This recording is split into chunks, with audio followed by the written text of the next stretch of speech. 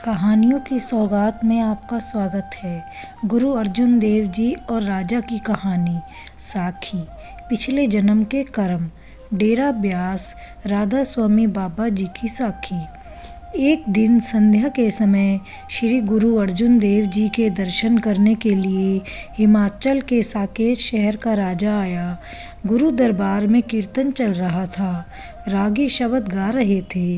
लेख न मिटिए हे सखी, जो लिखिया करतार।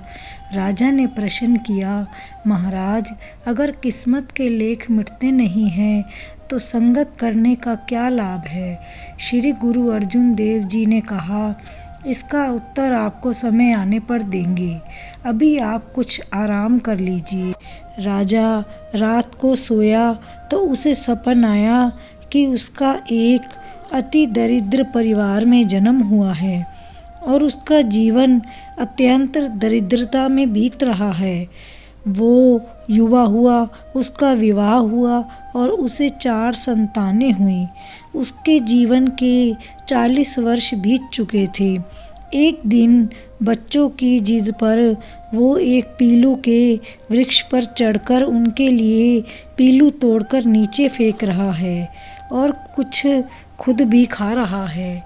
एक पक्के गुच्छे को तोड़ने के लिए वो जैसे ही थोड़ा ऊपर उठा तो उसका पैर फिसल गया और वो धड़ाम से नीचे गिर गया। राजा एकदम उठ बैठा। भोर हो रही थी और वो दातुन करने लगा तो मुंह से एक पीलू का बीज निकला। राजा आश्चर्यचकित हो गया। सुबह जब वो गुरु दरबार में आया तो श्री गुरु अर्जुन देव जी ने उसे वन विहार करने के लिए चलने को कहा और श्री गुरु अर्जुन देव जी और राजा वन के लिए चल पड़े। रास्ते में उन्हें एक हिरन दिखाई दिया। हिरन का पीछा करते हुए राजा श्री गुरु अर्जुन देव जी से बिछड़ गया और प्यास से व्याकुल होकर जल की तलाश में एक नगर में जा पहुंचा। कुएं पर पानी भरती औरतों से जब उसने पानी मांगा तो वो भय से चीखने लगी। राजा अभी हैरान खड़ा ही था कि कुछ बच्चे उससे आकर लिपट गए। कुछ बड़े बुजुर्ग और एक औरत उसे हैरानी से देख रही थी। राजा ने उसे थोड़ा गौर से देखा। अरे ये क्या? ये तो वही लोग हैं जिन्हें मैंने सपने में अपने कुटुंब के रूप में देखा था। अरे ये बच्चे भी वही हैं जो सपने में मेरी संतानें थी, पर इनका अस्तित्व कैसे हो सकता है? राजा अभी ये सोच ही रहा था कि सब लोग उसे खींचकर बेटा, बापू और स्वामी कहते हुए लिपट गए। तभी श्री गुरु अर्जुन देव जी वहाँ आ गए। राजा ने श्री गुरु अर्जुन देव जी से खुद को बचाने की गुहार लगाई। श्री गुरु अर्जुन देव जी ने उन लोगों से पूछा, आप इन्हें अपने साथ क्यों ले जा रहे हो? उन्होंने कहा, ये हमारा परिजन है, इसे ईश्वर ने हमारे लिए वापस भेजा है। अभी कल ही ये बच्चों के लिए पीलू तोड़ने के लिए वृक्ष पर चढ़ा था और वृक्ष से गिरने से इसकी मौत हो गई। कुछ और परिजनों ने इंतजार में इसका शरीर वैद्यराज के पास रखा था। हम उसे ही लेने जा रहे थे कि ये जीवित होकर हमारे सामने आ गया। श्री गुरु अर्जुन देव जी ने कहा, भले लोगों, ये आपका परिजन नहीं है।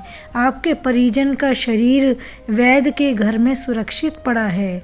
लोग राजा और श्री गुरु अर्जुन देव जी के साथ वैद्य के घर गए और हूबहू राजा से मिलती देह देखकर हैरान रह गए। उन्होंने राजा से माफ़ी मांगी और उन्हें विदा किया। श्री गुरु अर्जुन देव जी ने राजा से कहा, राजन, तुमने कहा था ना कि अगर लिखा मिट नहीं सकता है तो सत्संग का क्या लाभ?